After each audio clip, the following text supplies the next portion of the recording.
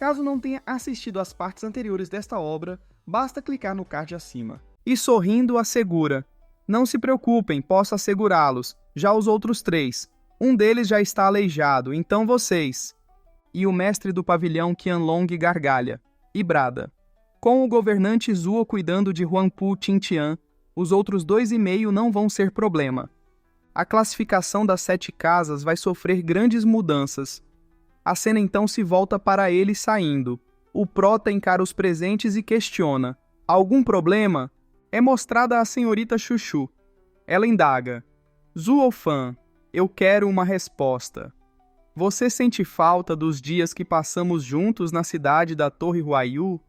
E o prota passa por ela, argumentando: eu já disse, só agi daquele jeito para meu próprio benefício. Eu alcancei meu objetivo e paguei o que queria. Não tinha por que eu ficar.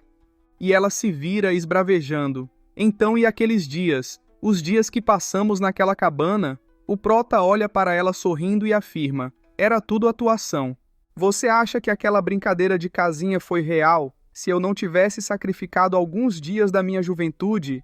Ele chega perto dela e declara: você nunca teria me dado o líquido de Jade Bode de boa vontade. Ela então lança um tapa no rosto dele, e ele comenta: garota boba, você é enganada tão facilmente? Me preocupo como a Torre Huaiyu vai ficar após a morte da matriarca. Por que não se rende a mim? Um raio surge, a chuva começa a cair, e ela aperta o punho rosnando: seu canalha, você é tão sem coração. E o prota ri, e então olha para o céu. Um raio cai enquanto ele proclama: eu sou e sempre serei um cultivador demoníaco. Não tenho coração e sou injusto, sem falar que não tinha nada entre nós. Mesmo que tivesse acontecido algo, você acha que pode me ter? Ela fica completamente abismada, e então cospe sangue. As senhoritas gritam: Qin Shen, Qin Shen, e vão em direção a ela, enquanto a senhorita muda repreende: Zuofan, seu canalha, você não é porcaria nenhuma de um homem. Qin Shen errou em se apaixonar por você. Você é uma besta sem coração, um canalha. O prota parte, e mais à frente, ele sente algo, cuspindo um pouco de sangue. Ele limpa o sangue da boca, refletindo: estou trilhando o pico do caminho demoníaco para me tornar o imperador demoníaco. Ele cerra os senhos e considera: é necessário não ter sentimentos e ser perverso. Esses sentimentos não passam de um fardo. Ele então ruge: eles precisam sumir. Algum tempo depois, a cena se volta para o pico da transferência, matriz de teletransporte. É mostrado um pessoal reunido, e alguém sombrio observa murmurando: vejam, o clã Luo chegou. É mostrado o prota, a jovem senhorita e o Yunhai, que lideram todos. O pessoal os observa enquanto alguém interpela: irmão Ju? O prota sorri e, tocando a cabeça da Ninger, ele pergunta: o que vocês fazem aqui? Você não odiava ver as pessoas morrendo? E ela sorri para ele respondendo: não se preocupe, irmão Ju. O clã Xue também vai se juntar a nós, e eu vou com eles. A senhorita Lu observa, enquanto o prota olha para Ninger, advertindo: você não pode, Ninger. Esta é uma batalha brutal, não um jogo. Uma garota como você não deveria entrar em um campo de batalha. E ela, sorrindo, assegura: não é um problema, porque eu sei que toda vez que eu sofrer algum perigo, o anel brilhará, e então você irá aparecer para me salvar. É sempre assim, não é? O prota fecha os olhos ao ouvir isso, e ao abri-los concede: tudo bem, eu cuidarei de você. Do nada, uma mão surge no ombro dela, intervindo: você não precisa se preocupar. Seu alvo é Huangpu Qingtian. Eu cuidarei da Ninger. O cabelinho azul puxa ela. O prota estende a mão para pará-los, mas os outros se intrometem, justificando: não podemos pará-la, ela é muito firme.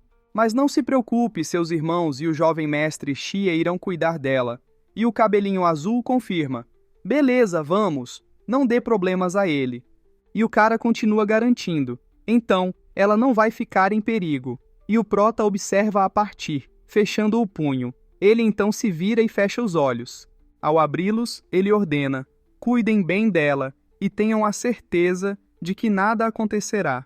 O cabelinho azul responde, nem precisa dizer. E a senhorita Lu chega, fechando os olhos, e anuncia, Zuofan, eu também irei.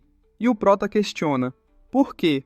Não concordamos que Yun-hai e eu iríamos levar 10 guardas dessa vez, e que você não participaria. Ela sorri para ele, argumentando, não tem problema, você irá me proteger, então vai ficar tudo bem. E ele nega, não, é muito perigoso. E ela indaga, está preocupado comigo? E o prota fecha os olhos e retruca, não, nem um pouco. Eu ficarei em perigo se tiver que ser seu babá. Ela então se espanta e com raiva esbraveja.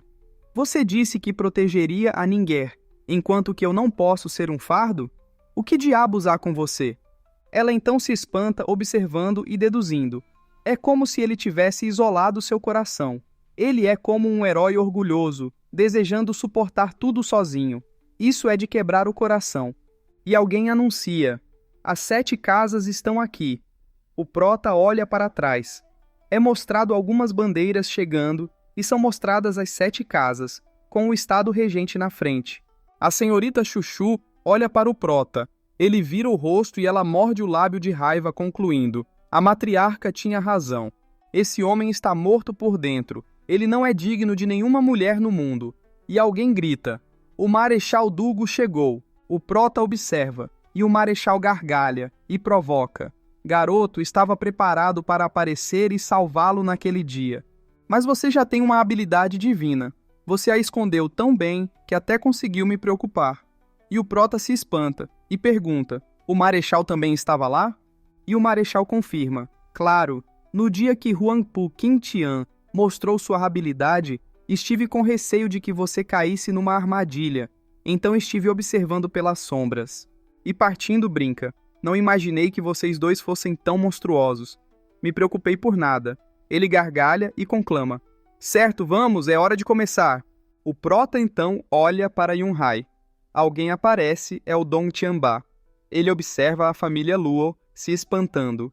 E um cara, boquiaberto, comenta, parece que o clã Luo não é vassalo de nenhuma das casas. Em vez disso, eles querem competir a par das 7 casas.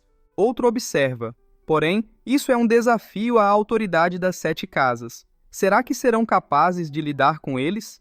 E um cara do estado regente declara, o Zuofan ousou matar os anciãos das 7 casas. Óbvio que ele não tem intenção de se juntar a uma delas. Que comoção!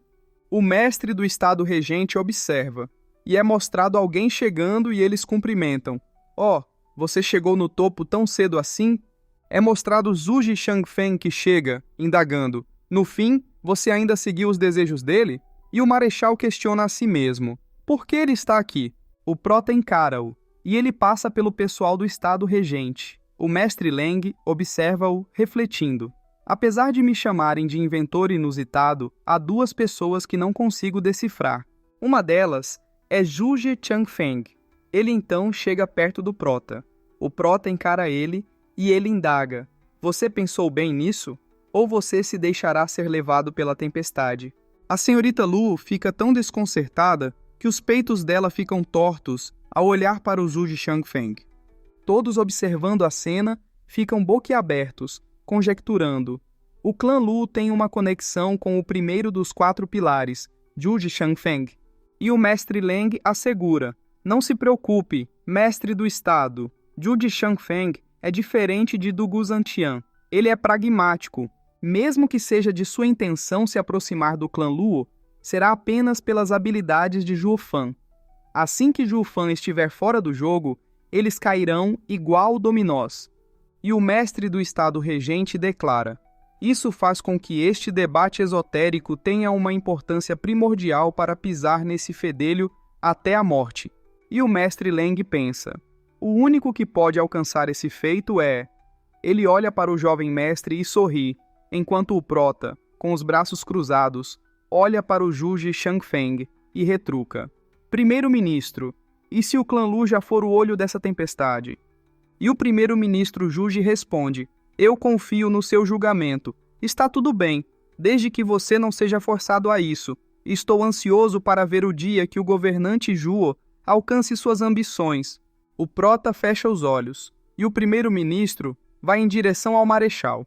Ele chega perto e justifica: Marechal, por favor, não se incomode com a minha visita inesperada. E o marechal responde: Jamais! Você é o honorável primeiro-ministro do nosso império. É natural vir presenciar o grande debate esotérico.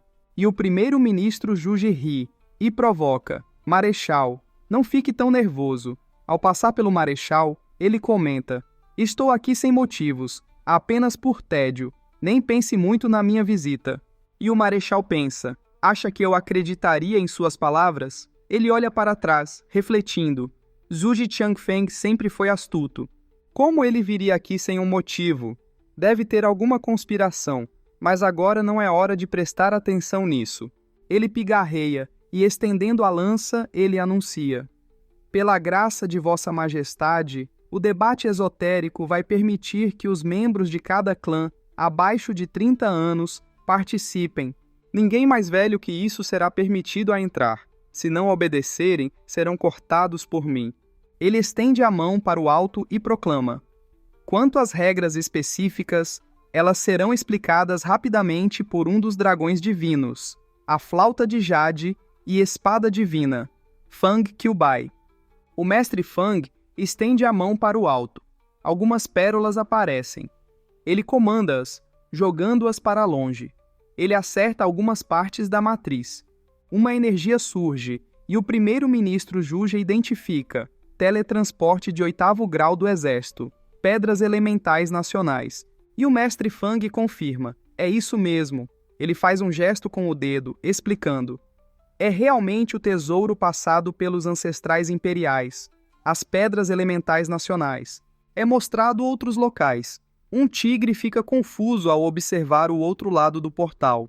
Ele fica com raiva, mas é preso, enquanto o mestre Fang continua. Agora irei apresentar todas as regras para este debate esotérico. Como podem ver, o central e as matrizes de pedras são ambos unidirecionais.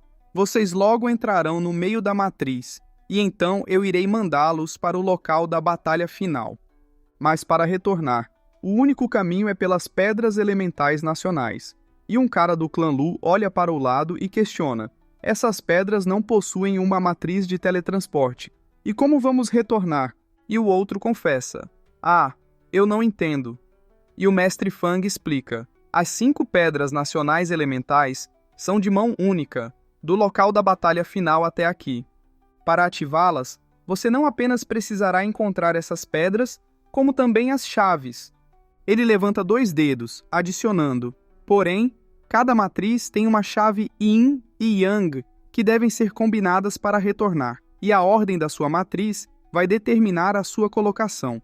Um cara atrás do mestre do estado regente comenta: parece fácil, e o mestre Fang retorna: oh, é fácil? Porém, quando você souber onde será o local deste ano, você vai ver o quão enganado está.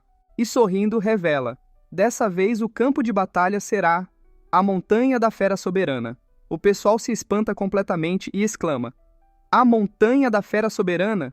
E o narrador explica: a Montanha da Fera Soberana não é tão mortal se comparada às outras, mas várias bestas espirituais de nível alto estão espalhadas pela área.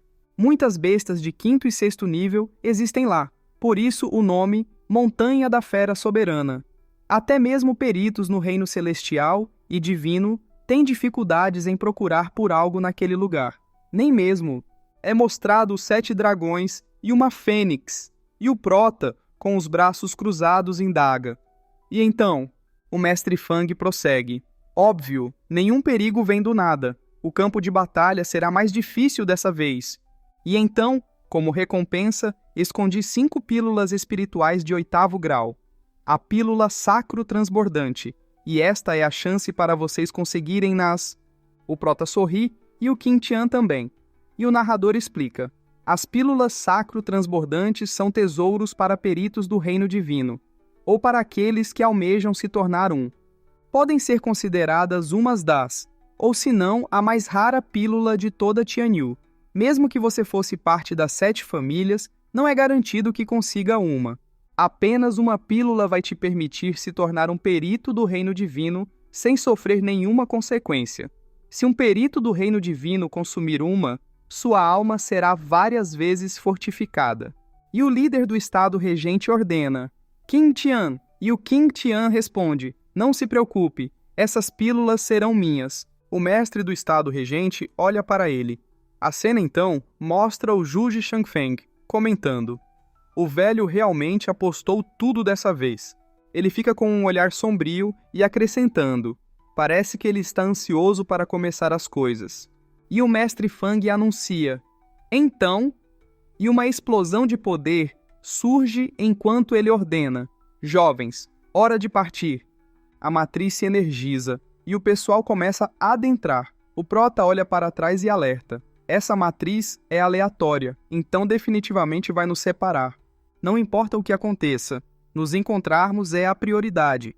E o pessoal responde em uníssono: sim, governante Zhuo. E o Yunhai, todo feliz, garante: não se preocupe, irmão Zhuo. Eu já passei por um treinamento de reconhecimento com o padrinho. Acredito que encontrarei você rapidinho. E o prota sorri para ele e elogia: parece que deixar você com o marechal foi a escolha certa. Posso relaxar agora. Ele então encara e, sorrindo, conclama: vamos! O pessoal concorda, gritando: sim! E a jovem senhorita, preocupada, deseja: pessoal, tenham cuidado, voltem em segurança. E o Yanfu, irritado, ameaça: Zhuo Fan, como vingança pelo meu mestre, você vai pagar com seu sangue. O prota sorri para ele. Ele fica trêmulo enquanto o outro repreende: seu covarde de merda! E pensar que você ousaria ameaçá-lo quando ele entrou na matriz. Com um olhar de desgosto, ele ordena: não faça tal coisa embaraçosa novamente, se for fazer algo tão covarde. Somos os únicos restantes, vamos. Ele vira o rosto, trêmulo, e adentram a matriz. O mestre Fang faz um gesto, desligando a matriz. Todos são teleportados, e o prota chega em um local. Ele então se assusta com um urso atacando-o e pensa: uma besta espiritual de 4º nível, urso esmaga montanhas? Ele então encara o animal, que fica completamente amedrontado e sai correndo. O prota sorri e reflete: e pensar que a chama azul causa tanto temor para todas as bestas espirituais. Se for assim, ele parte, considerando: vagar pela montanha da fera soberana não vai ser um problema. Ele chega acima de uma árvore e observa, e analisa. Como esperado, todos foram separados pela matriz. A montanha da fera soberana é inesperada. Ter tantas bestas espirituais de alto nível vagando pela área seria um pesadelo para eles. Preciso encontrar Yunhai e os outros o mais rápido possível. Mas, do nada, um berro ecoa: socorro! O prota se espanta. Ele lembra da senhorita Chuchu e questiona a si mesmo: nenhuma pessoa em sã consciência seria estúpida o suficiente para entrar nesta montanha. Então deve ser um participante. Uma fêmea? Não pode ser ela, certo? Ele cerra os dentes e se pergunta: eu deveria intervir? Ele faz um barulho de desgosto e parte. Então ele se espanta, observando uma fera enorme. Ele observa e, boquiaberto, exclama: besta espiritual de 6º nível, o dragão da enchente. E pensa: um dragão de água que tem o sangue de poderosos dragões da enchente. Uma besta no ápice do 6º nível. Nem mesmo uma besta de 7º nível pode vencê-la. O dragão parte com tudo para cima de uma garota. Ele a morde, mas fica confuso ao perceber que não tinha nada. Ele olha para o lado e para o outro sem entender. A cena então mostra o prota com alguém no colo. O dragão parte. O prota olha para ela e, ao perceber que ela está pelada, indaga: você está bem? Hã? E repreende: sua pirralha! Por que não está usando nenhuma roupa? E ela, toda coradinha, exclama: ah, um pervertido! Feche os olhos, pare de encarar. Ela esbraveja: eu quero trocar de roupa, pervertido! Feche os olhos! O prota então se vira e retruca: ah, claramente sabemos quem é o pervertido entre nós. Você entrou na matriz sem vestir nada. Quando a torre Huaiyu se tornou tão liberal? E a garota chega indagando: torre Huaiyu? O que é isso? O prota olha para ela espantado. E ela, toda coradinha, Responde: o que você está olhando? Eu vou arrancar seus olhos se não parar de me encarar. E o prota cerra os dentes comentando: você soa como se eu já não tivesse visto tudo. Ela então se espanta e cogita: isso é tão constrangedor. Ele já viu tudo o que eu tenho para oferecer. Como eu vou encarar as outras pessoas de agora em diante? E o prota murmura: merda, eu salvei a pessoa errada. Que perda de tempo. Ela então se espanta e brada: espera! Ela chega perto dele vociferando: o que você quer dizer com isso? Você se arrepende de me salvar? E o prota passa por ela, empurrando-a e ordenando: vá se lascar, pare de bloquear meu caminho. E ela cerra os dentes refletindo: e pensar que ele agiria tão frio, ele ainda é um homem? E o prota, com uma expressão séria, cerra os seus dentes meditando: perdi um baita tempo precioso. Um rugido ecoa. O prota e a garota se espantam. Uma fera se aproxima. E a garota, preocupada, grita: uma besta espiritual de 4º nível, pantera preta da montanha. O prota encara e pondera: com a frequência de bestas de 4º nível nesta montanha, me pergunto se Yun-Hai está com problemas. Porém, ele parte para cima dela e deduz: é apenas uma besta de 4º nível. Ela se prepara para atacar o prota. O prota então encara sorrindo, mas ele se espanta com a garota utilizando os sinos no pulso. A fera se espanta com o som e perde a consciência, caindo.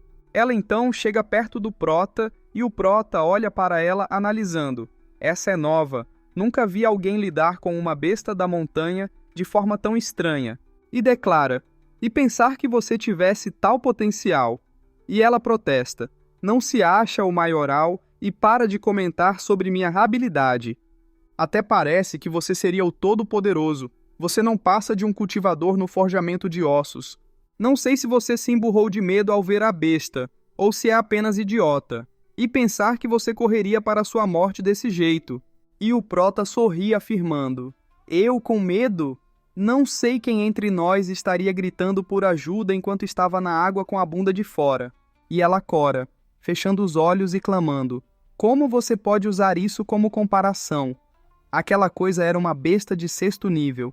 E boquiaberta, questiona: ah, é mesmo? Como você, um mero cultivador do forjamento de ossos, me salvou de uma besta de 6º nível? Estou na 2ª camada do reino celestial, mas nem mesmo eu poderia fugir daquilo. E o prota considera: acha mesmo que eu revelaria que eu posso me teletransportar? E afirma: é óbvio, porque... Ele mostra as asas. Ela fica boquiaberta.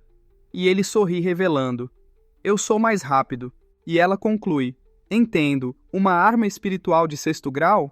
Ela encara o prota e fala: ei, garoto, você me salvou. E eu te salvei. Estamos quites agora, entendeu? O prota semicerra os olhos. E ela fica coradinha acrescentando: mas... O prota se espanta. E ela expõe: você viu meu corpo nu. A dívida de tomar a vantagem de uma mera donzela. Ela então se espanta. O prota ri entendendo. Ah, entendo. Captei a mensagem. Ele começa a retirar a roupa articulando: não se preocupe, eu nunca deixo de pagar minha dívida. Me dê um minuto. E ela se espanta, exclamando: seu tarado, o que você está fazendo? E o prota fica peladão, estendendo a mão para ela e explicando: você disse que eu tirei vantagem de você, então estou pagando pelo que fiz. Agora que você também viu meu corpo, estamos quites. Senhorita, não se preocupe. Eu definitivamente não vou pedir nada em troca, incluindo sua integridade. Ela se vira rapidamente, reclamando: seu tarado, eu não queria dizer isso. E o prota sorri perguntando: ó, o que você quis dizer com isso? Você queria tomar vantagem de mim, então? E sorrindo provoca: não só deixarei você olhar, como também deixarei você sentir. Que tal? Você pode tirar vantagem de mim o quanto quiser, eu não me importo. Ele ri e assegura: estou falando sério, eu não me importo. Ela fica trêmula e berra: eu só queria que você me ajudasse a pegar um pouco de água moldante. Com isso, sua dívida seria paga. Eu não quero ver seu corpo nu. O prota se espanta, indagando: água moldante? e o narrador discorre. A água moldante era um rio no subsolo que fluiu durante milhões de anos. Submetida ao constante calor do núcleo, foi formada da essência da Terra. É um item imensurável. Assim como a areia de diamante, a água moldante está entre os melhores, se não o melhor, ingrediente para armas espirituais, superando até mesmo a areia de diamante nesse quesito. Com apenas uma gota de água moldante em uma garrafa espiritual, esta se tornará um item sagrado. Seu tamanho se altera de acordo com a vontade do usuário, podendo se tornar um martelo imparável, pesando toneladas, ou uma pequena agulha. E o prota analisa. Porém, tem outro uso que muitos não sabem sobre a água moldante. É que ela é compatível com uma matriz de refinamento corporal. Com um sorriso no rosto, ele conjectura: ainda tenho um pilar celestial guardado em meu anel do trovão. Se eu for capaz de conseguir a água moldante, eu talvez seja capaz de completar a técnica inscrita no registro secreto das 9 serenidades. Ele fica trêmulo entusiasmando-se. Mal consigo me conter. E ela observa isso imaginando. Ele está tremendo de frio? E ele supõe, dessa forma, eu talvez seja capaz de ganhar o poder abominável que Gu Santong possui. E diz, senhorita, e ele conclui, se eu for capaz de ganhar esse poder, quem saberá o que seremos capazes de fazer juntos? E colocando o manto, propõe, me diga o que precisa que eu faça. E matuta, eu não posso imaginar que tipo de poder infernal seremos capazes de produzir juntos. E ela, emburrada, divaga. Por que ele ficou tão entusiasmado do nada? Isso é estranho. E o que ele será capaz de fazer? Levantando a mão, ela se vira avisando. Me siga. Desde que consiga a água moldante, tudo o que você me deva vai ser pago. O prota fica com um olhar demoníaco. Ela se espanta e olha para ele que com um sorrisinho pergunta, algo de errado?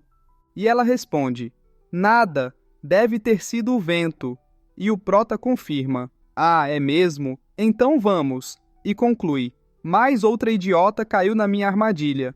Ele chega à frente de um lago e o prota observa afirmando, aqui não é. E ela interrompe-o perguntando, ei, sabe por que eu estava em perigo? E o prota se vira sorrindo e ironizando. E eu preciso perguntar? Tomar banho na casa de outro é o mesmo que pedir para ser comida. Se eu fosse aquela serpente, eu também iria querer te engolir. E ela, toda fofinha, protesta. Eu não estava tomando banho. Quem ia tomar banho em um lugar tão perigoso? Onde você tira essas conclusões idiotas? E o prota tampa-lhe a boca deduzindo. E o que mais seria? Não estava você demonstrando como veio ao mundo quando eu te resgatei? E ela se irrita acusando. Seu tarado. E raciocina. Por que tive o azar de me encontrar com esse bruto? Mas só conseguirei minha água se eu tiver a ajuda dele. Ela aponta e indica. Olha lá, do outro lado. Você vê uma caverna? O prota observa e pergunta. Sim, e daí? E ela informa. É o ninho daquela serpente. E o prota se espanta, exclamando. Como é possível? Aquela coisa tem 500 metros. Essa caverna não é muito pequena para ela? E conjectura. Só pode significar que... E ela, sorrindo, revela. Parece que você não é tão idiota. Finalmente compreendeu. Sim, aquela serpente definitivamente está consumindo a água moldante. Isso permite que ela mude seu tamanho e entre na caverna. O prota olha para ela e questiona. Mas o que te dá a certeza de que a água moldante está lá? Talvez a serpente tenha consumido ela em outro lugar. Ou talvez esteja no processo de digestão. Do nada, um peixinho pula. O prota se espanta e, observando-o, deduz. Entendo. Você tem uma besta de primeiro nível do tipo água. Você usou ela para bisbilhotar a caverna enquanto a serpente está fora? E ela concorda. Ah, garoto esperto! Olhando para a água, ela conta. Estive observando essa besta desde que a encontrei pela primeira vez, 1 mês atrás. Até 3 dias atrás, ela só ficava na caverna. Brincando com o peixinho, ela confidencia. Então usei minha besta espiritual de primeiro nível, peixe de barbatana dourada, para descobrir se lá continha mesmo água moldante. Mas essa serpente é muito desconfiada e voltou depois de apenas 1 hora. Então estive esperando pelos últimos 3 dias, mas ela não saiu desde então. Por isso não tive escolha e fui confrontá-la. E o prota sorri zombando. Então tirou sua roupa e tentou seduzir a besta, e ela fica corada, reclamando. Que merda você está falando? Quem iria tentar seduzir aquele monstro? Eu só queria usar minha técnica para domá-la. E o prota se espanta, questionando. Técnica de domar? E ela replica. Ei, poderia parar de pensar besteira? E se achando, levanta a mão declarando. A técnica de controle do meu clã requer que eu seja uma com a natureza. Quanto maior a afinidade, mais forte a técnica fica. Já que só posso domar uma besta de 4º nível no máximo, tive que utilizar meu corpo e alma para me tornar uma com a natureza. Infelizmente acabei falhando. O prota fica sombrio e reflete. Afinal, essa besta é de uma linhagem poderosa. Como poderia ser comparada a uma mera besta de 6º nível? E ela pede. Ei, garoto! Você não é rápido voando? Atraia a atenção da serpente e deixe-me pegar a água moldante. Faça isso e eu esquecerei o desrespeito que você demonstrou a mim. O prota fica sombrio. E mostrando as asas, ele sorri aceitando. Exatamente o que eu pensei. Ele parte. Ela se espanta. E observando, suspeita. Estúpido, a água moldante finalmente será minha. Mas... isso não foi um pouco fácil demais? O prota chega perto da caverna e então bate. Ela fica boquiaberta pensando. O que esse idiota está fazendo? Ele é maluco ou não liga para a vida? A água começa a sair. Então, a serpente aparece à frente do prota. Ela ataca-o e a garota acredita. Por que ele está parado ali? Se acovardou. Merda! E pensar que falharei quando cheguei tão perto. Ela grita. Corra, rápido! E o prota passa por ela orientando. Vigie este lugar. Não entre sem minha permissão. E a garota conclui. Eu te disse para levar ela para longe, não para provocá-la. Mesmo que você queira morrer, não poderia ter levado ela para longe antes disso? E o prota ordena. Obedeça. A cobra então ataca-o. A garota fecha os olhos pensando. Ele está morto. E o prota olha para a cobra advertindo. Eu não te mandei. Ele utiliza o fogo azul e profere. Obedecer. A cobra fica paralisada. Ela fica trêmula de medo. E o prota faz um barulho de desgosto, constatando. Muito rebelde. Obedeça quando lhe mandarem. E, adentrando a caverna, resmunga, em vez de procurar problemas. E a garota observa ponderando. O que acabou de acontecer? Desde quando as serpentes se tornaram tão dóceis? Ele não apenas está entrando na caverna, como também está agindo como se ela fosse um cão de guarda. Como diabos um cultivador no reino do forjamento de ossos fez isso? Ele também possui uma técnica secreta de domar bestas? Esse garoto não é tão idiota quanto aparenta. Talvez ele nem precise da minha ajuda com aquela besta de 4º nível. E então se espanta, exclamando. Espera, se esse for o caso, ele vai pegar toda a água para si mesmo. Eu fui enganada. Após chegar em um local, o prota se espanta. São mostradas várias ervas. E ele comenta, isto é, de 7º e 8º grau? Tal tesouro pode concorrer com os cofres das 7 casas, talvez até mesmo com o da família imperial. Ele fica meio doidinho sorrindo e articulando. O mais forte realmente explora a natureza. Ele ri, e com um olhar demoníaco, estende a mão decidindo. Então eu não vou me segurar. A garota observa. Com uma cara de choro, ela lamenta. Merda! Aquilo era para ser meu. O prota guarda as ervas no anel e, rindo, exclama. Tudo meu! Próximo! Ele então sente o local. Com um olhar sério, ele percebe. Então está lá. Ele parte. E, chegando ao local, ele fica boquiaberto afirmando. Isto é... Ele observa o lago. E, chegando perto, admira. Realmente, água moldante. Mas não é um pouco demais? Eu posso literalmente me banhar nela. Ele sorri e retira alguns frascos. Com um olhar demoníaco, ele abre-os e começa a guardar a água planejando. Vir para essa montanha me deixou podre de rico. Mesmo que eu não consiga uma daquelas pílulas, isto vale muito a pena. Mas ele se espanta e lhe indaga: o quê? E observando, constata: o que é isso? É um frasco? Por que tem um frasco aqui? Então ele se espanta e identifica: pílula sacro transbordante? Ele então levanta o frasco berrando: minha sorte não pode ser tamanha. Ou pode? É sério que encontrei uma pílula sacro transbordante? A tampa tem até um selo para não vazar a fragrância e atrair bestas espirituais. Então deve ser real. Ele especula: Funky-Ubai jogou 5 delas nesta montanha no começo. Esta aqui deve ter caído em um rio subterrâneo, e por coincidência, caiu aqui. E a serpente não fazia ideia do que era. Tenho tanta sorte que até sinto medo. A chance de encontrar uma pílula sacro transbordante junto com a água moldante é perto de 0. Quem imaginaria tamanha sorte? Ele toma a pílula decidindo: ela não pode ser desperdiçada. Ele engole-a e, sentindo a aura extremamente forte, ele fica meio perplexo. Ele então cai no chão e, doidinho, confessa: não imaginei que a pílula fosse ser tão potente a esse ponto. Ele ri e desabafa. Tão doloroso. Ele fica trêmulo, tentando se levantar e afirmando: mas é isso que eu quero.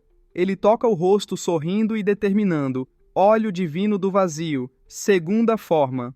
Ele declara: ativar. Sangue começa a escorrer. Ele cerra os dentes. A cena mostra ele 3 dias depois. Ele então olha para o alto, tentando ativar o olho, e conseguindo, ele berra.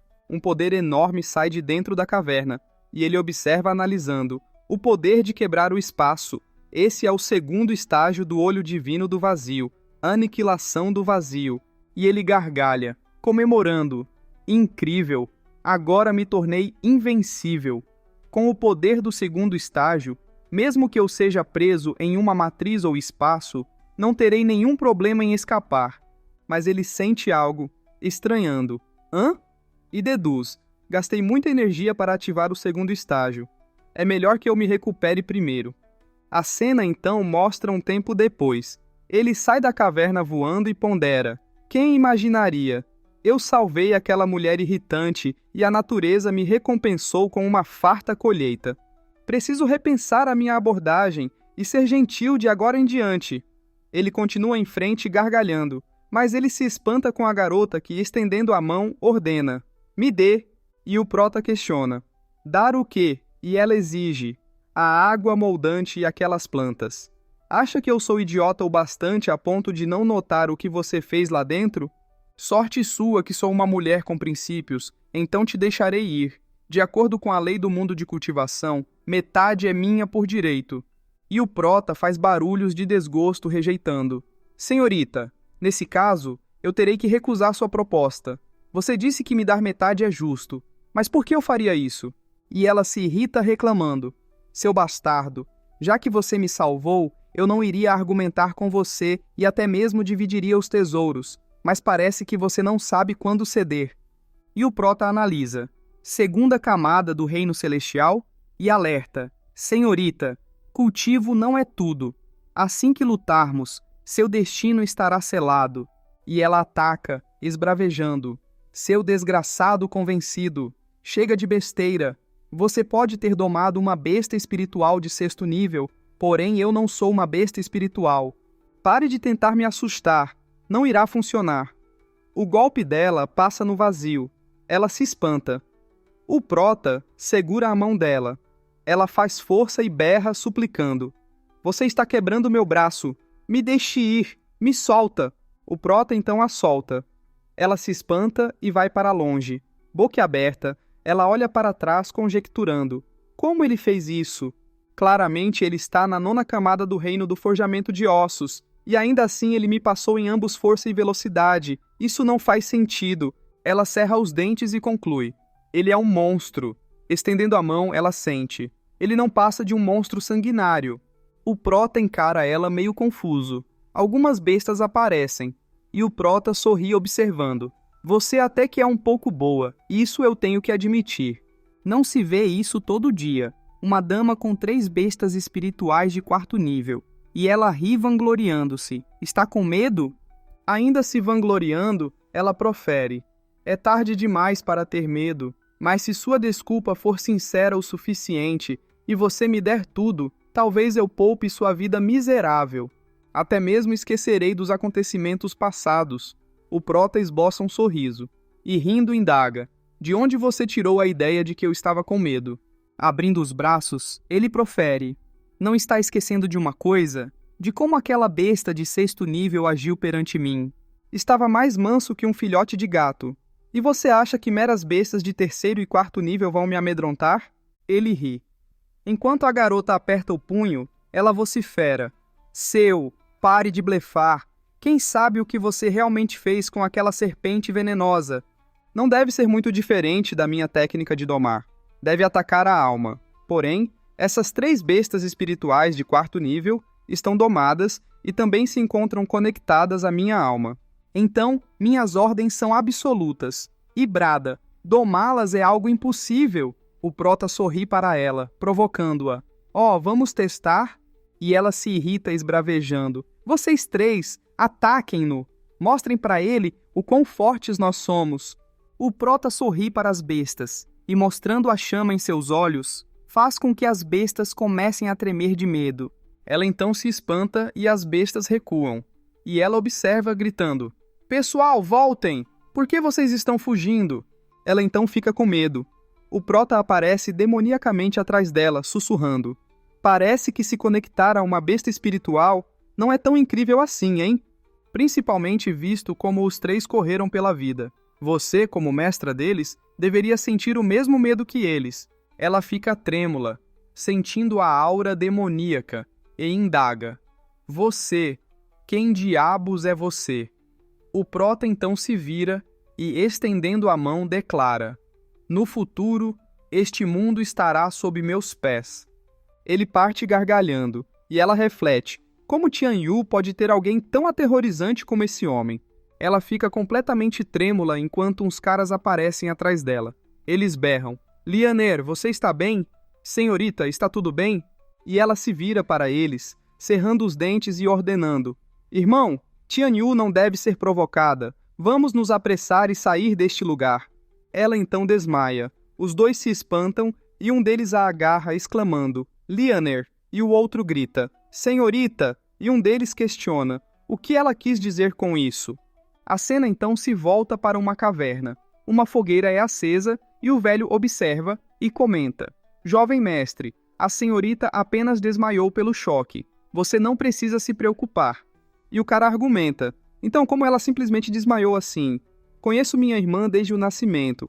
Ela cresceu entre bestas espirituais e é bem imprudente. O que poderia assustá-la a esse ponto? E o velho responde: não sei. É diferente para cada pessoa. Sinto muito por não poder ajudar. E o cara fecha os olhos, murmurando: esqueça, vamos recuar. E ela chama: irmão, irmão. Ela se levanta enquanto o cara exclama: Lianer, você acordou? E ele inquire: Lianer, o que aconteceu com sua capacidade? Você foi forte o suficiente para vagar pelas montanhas por meses, sem que eu precisasse me preocupar. E ele pergunta: então, por que você apagou de repente? Isso foi perigoso. E ela, trêmula, suplica: irmão! E alerta: não devemos atacar Tian Yu. Tem alguém mais poderoso do que a gente lá. Se atacarmos Tian Yu precipitadamente, vamos sofrer perdas imensuráveis e nosso clã estará condenado. E o cara indaga: Lianer, isso! O que você quer dizer? A cena então se volta para um tempo depois, e o cara brada: o quê? Tian Yu tem poder para acovardar bestas espirituais? O pessoal começa a fofocar enquanto ele ruge: o quê? Tian Yu é um lobo em pele de ovelha? Não devemos subestimá-los. Ele cerra os dentes e, trêmulo, analisa: nós, Quan Hong, como especialistas em domar bestas, somos capazes de varrer as terras com o nosso exército de bestas. Nem mesmo aquele deus da guerra, do Guzantian, ousa ir contra nós. Apenas com a ajuda de matrizes e formações, ele pode se igualar ao nosso povo. Mas, se Tian Yu realmente tiver alguém capaz de amedrontar bestas ao ponto de elas recusarem as ordens de seu mestre, não significaria que nosso exército colapsaria em um piscar de olhos? E o cara doidão implora: chefe, por favor, nos dê a ordem. Permita que este general se livre desse perigo do mundo. E o cara nega. Não. Ele olha para o general e ordena. Tian Yu está no meio de seu debate esotérico. Temos que utilizar esta chance para inspecionar a matriz de teletransporte pelas sombras. Qualquer erro de nossa parte vai colocar nosso plano em risco.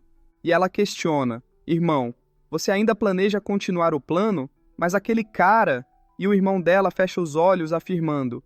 É mais uma razão para nos apressarmos. Sombrio, ele decreta. Se não formos capazes de conquistar Tian Yu, nunca mais encontraremos tal chance e perderemos toda a guerra futura. Ela olha para ele e pergunta, mas irmão, aquela pessoa é realmente confiável? Podemos realmente tomar Tian Yu com apenas um movimento? E o irmão dela ri, garantindo, não se preocupe. Com um olhar sombrio, ele afirma, não há espião melhor em Tian Yu do que aquele homem. Ele gargalha. A cena mostra o prota viajando. Ele então se espanta, deduzindo, cheiro de sangue? Ele olha para o chão e conclui. Esses ferimentos apontam que isso foi obra de humanos e não de bestas. Com um olhar sombrio, ele pressupõe, uma batalha entre casas deve estar acontecendo rio acima. Ele utiliza o seu poder para observar, e chegando perto do pessoal, ele considera, Yunhai, Ningguer e as outras casas. Quem poderia ter forçado eles a recuar tanto? Ele encara e zomba. Um mero aleijado ousa sair para caçar? Ele deve estar cortejando a morte. A cena então se volta para o local e alguém rosna. Você é ousado, não é? É o Lin Xuanfeng que, apontando, ordena. Estou aqui apenas pelo clã Luo para resolver um negócio. Não tenho tempo a perder com todo o lixo. Então, o resto se manda. Ou vão todos para o inferno junto com o clã Luo. O pessoal fica com medo, e o jovem mestre Yunhai sugere. Nosso encontro foi um acaso do destino. Não precisam se envolver se quiserem. E a senhorita Ningguer se levanta, desafiando. Perneta incompetente, nós estamos com o clã Luo. Seu cotoco não nos assusta. Por que não espera pelo irmão Zhuofan para repetir o que você disse? Lin Xuanfeng fica completamente enraivecido. E o jovem mestre Yunhai agradece. Irmã Ningguer, obrigado. E ela retruca. Por que você está me agradecendo?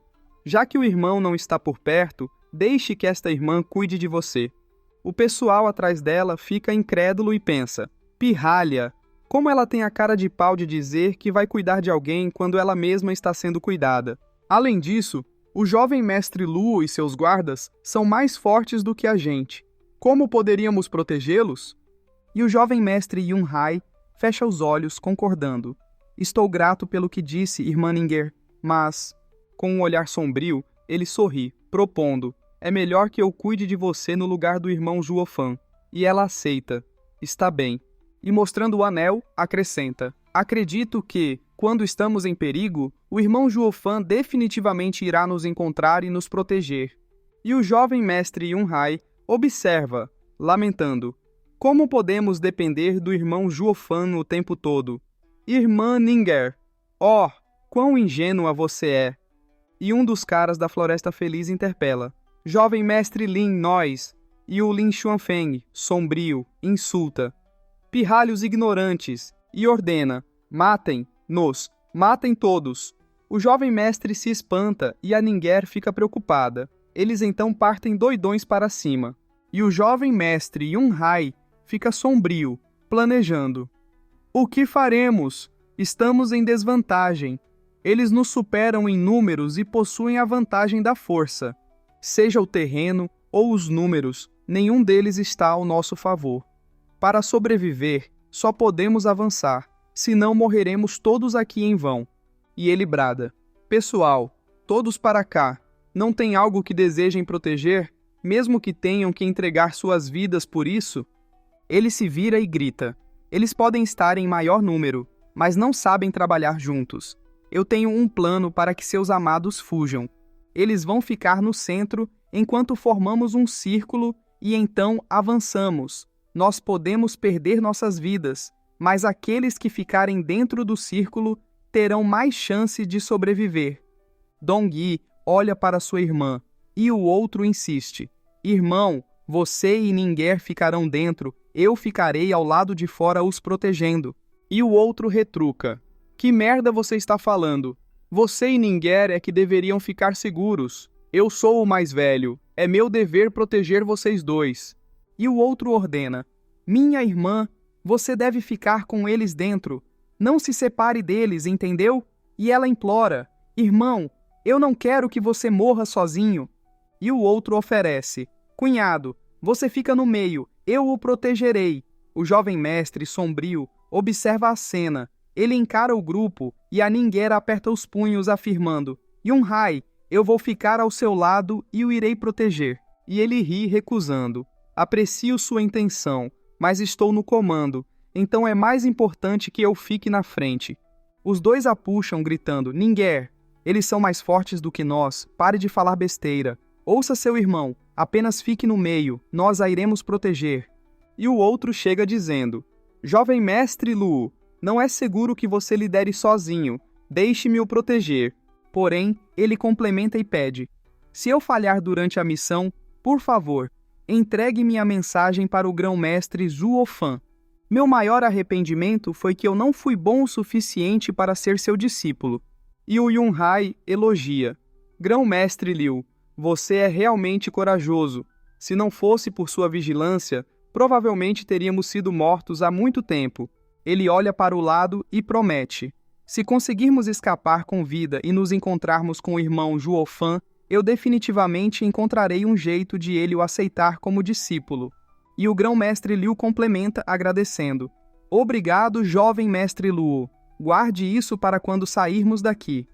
A cena mostra o pessoal chegando e o grão-mestre declara: mesmo que eu não seja capaz de cumprimentá-lo como discípulo, ser capaz de o ajudar é gratificante o suficiente para mim. Os dois observam, enquanto o pessoal da Floresta Feliz, todo doido, berra: matar, matar, matar. E o pessoal se prepara gritando: em formação, pela sobrevivência daqueles que amamos, vamos! A luta então começa. Eles se encaram. Alguns são golpeados e jogados ao chão. O Lin Xuanfeng, ao observar a cena, se espanta e, enraivecido, reclama: um bando de inúteis. Como podem ser tão fracos ao ponto de serem derrotados por esses vermes? E o cara justifica: jovem mestre Lin, não é culpa nossa. Parece que um deles tem conhecimento de formação militar. Não há como a gente se aproximar. Cada vez que chegamos perto, é como se estivéssemos indo contra 4 ou 5 deles ao mesmo tempo. É muito bizarro. E o Lin Xuanfeng, sombrio, indaga: o que tem de bizarro em táticas militares? Quase me esqueci que o pirralho Luo esteve com Du Zhantian por 5 anos. Se for assim, se energizando, ele deduz: seria estranho se ele não fosse capaz de, pelo menos, fazer isso. Merda! Não podemos deixar o clã Luo ficar mais forte do que isto. Ele parte, atacando. Pirralho do clã Luo, e o jovem mestre grita: Lin Xuanfeng, e o Lin Xuanfeng berra: você pensou que escaparia vivo com apenas isso? Você está me subestimando? Irei arruinar sua formação. Ele acerta um chute, jogando todos para longe. O jovem mestre cai no chão. Ele fica todo trêmulo, e o Lin Xuanfeng, com um olhar doido, ameaça: e então, arrancarei sua cabeça. O pessoal se prepara em volta do jovem mestre, que pensa: merda! Ele recebe um golpe no estômago e cai no chão enquanto o Lin Xuanfeng chega perto dele, rindo e provocando: jovem, logo logo todos estarão mortos. Então, por que você resiste? E berra: assim que eu pôr minhas mãos na sua cabeça, a irei presentear a Zuofan. Não consigo parar de pensar em que tipo de expressão ele fará quando ver a cabeça decapitada do jovem mestre do seu clã. Ele gargalha enquanto o Yunhai sorri, ironizando: ah, e você por acaso tem a coragem de fazer isso? Não teme que ele lhe vai arrancar mais do que uma perna quando ele o pegar? O Lin Xuanfeng se espanta e, cerrando os dentes, rebate: fedelho! Você achou mesmo que não teríamos um jeito de lidar com ele? Com um olhar sombrio, ele estende a mão, revelando: deixe-me te contar um segredo. Estamos planejando uma armadilha para ele a tempo. Ele não tem muito tempo sobrando. E o Yunhai se espanta, pensando: não parece que ele esteja mentindo. Devo avisar o governante o mais rápido possível. E o Lin Xuanfeng ataca, gritando: Vou te enviar para o inferno primeiro, e em breve, seu querido Zhuo Fan irá te fazer companhia. Não se preocupe, deixarei seu cadáver intacto. Pode agradecer a Dugu Zantian por esse favor. Mas o velho aparece rapidamente, ordenando: Pare, não ouse tocar no jovem mestre. E o Lin Xuanfeng desvia, atacando-o e jogando-o para longe. Após isso, ele insiste: Garotinho, ninguém vai conseguir te salvar. Apenas fique parado e aceite seu destino. Ele então se espanta. A Ningguer se mete na frente gritando: Se você quiser matá-lo, terá que passar por mim primeiro. E o Lin Xuanfeng ironiza: Ah, você de novo? E ri, zombando. Não se preocupe, mesmo que não o diga. Seu louco. Ele promete: Eu também irei ceifar sua vida, não importa quem seja o primeiro. Os dois irão morrer pelas minhas mãos. E ela grita: Irmão Zhuo Fan. E o Lin Xuanfeng fica com medo, perguntando: Zhuo Fan, onde? Ele está por perto? E ela aponta, gargalhando e provocando: Covarde! Eu sabia que você tinha medo do irmão Zhuo Fan. E o Lin Xuanfeng se irrita rosnando: Que audácia! Você ousa me enganar? Ele ataca, vociferando: Vadia! Zhuo Fan não a irá salvar agora. Vou começar por você e então o fedelho será o próximo. Morra! Ele gargalha, atacando enquanto ela implora: Irmão Zhuo Fan! Do nada, um ataque dourado surge e decepa o braço do Lin Xuanfeng. Ele então fica assustado. É mostrado que mais 3 pessoas foram acertadas pelo ataque, e é mostrado o prota observando com um olhar louco. O Lin Xuanfeng fica trêmulo ao observar seu braço. Ele então berra de dor, e a senhorita Ningguer indaga: O que aconteceu? E o prota faz um barulho e ameaça: Lin Xuanfeng, seu desgraçado, você ousa tocar no meu pessoal? É melhor que você fique onde está. Eu arrancarei sua cabeça assim que eu chegar aí. Vou quebrar seu pescoço com as minhas mãos. Pode ter certeza. E o Lin Xuanfeng, ao ouvir isso, fica completamente amedrontado, murmurando: É ele! Ele realmente apareceu! Todos ficam com medo e um dos caras avisa: Jovem mestre Lin. Isso. Eles observam e o cara grita: Recuar rápido! Fujam!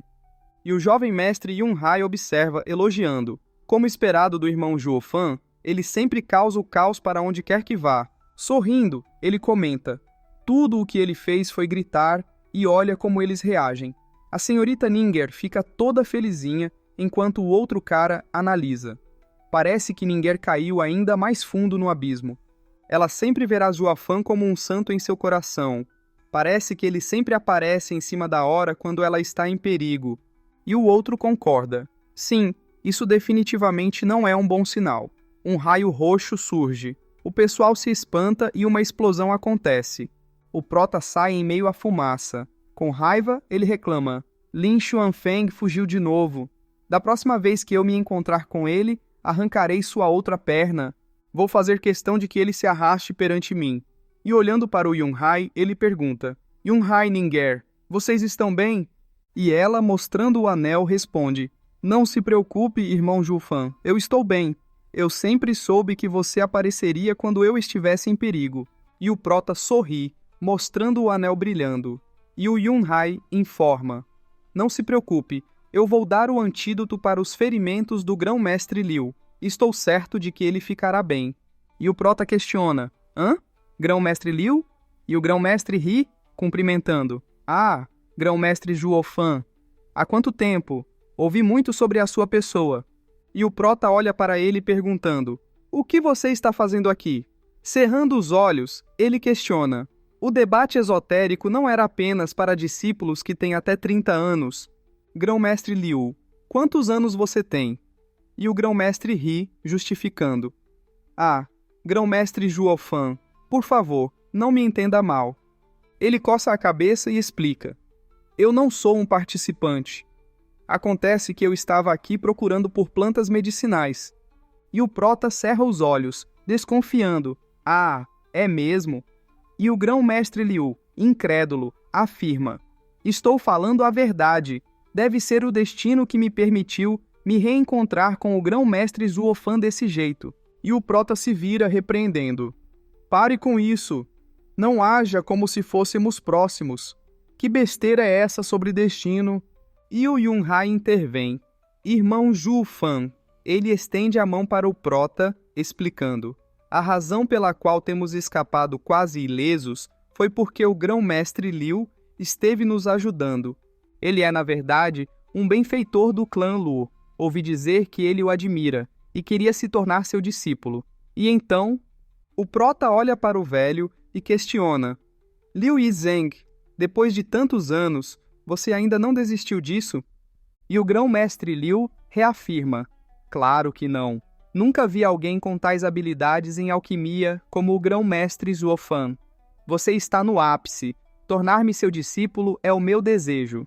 E o prota concorda. Nesse caso, tudo bem. Estamos com poucas pessoas mesmo.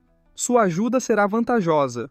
Se você for capaz de proteger o clã Lu durante o debate esotérico, quanto a aceitar seu pedido de se tornar meu discípulo, eu vou considerar. E o grão-mestre Liu promete. Eu vou dar meu melhor para alcançar as expectativas do grão-mestre Zuofan. E o prota fecha os olhos, ordenando. Certo, eu vou ficar de vigia. O resto cuide de seus ferimentos. A cena então mostra uma árvore e um portal. É mostrado um grupo de um lado e um grupo do outro. O jovem mestre do estado regente, Huangpu Qingtian, é mostrado e ele zomba. O quê? Nosso último encontro não lhes ensinou nada? É mostrado os outros dois dragões e a senhorita Chuchu. Com um olhar sombrio, o Qingtian insulta. Que vocês não passam de meros insetos. Caso queiram ver os vídeos com antecedência, é só se tornar membro do nosso canal. Assim, você terá acesso a vídeos antes de todos. Inscreva-se no canal, clique no sininho para receber notificações, dê um like se você gostou, deixe um comentário e compartilhe para ajudar nosso canal a crescer. Tamo junto!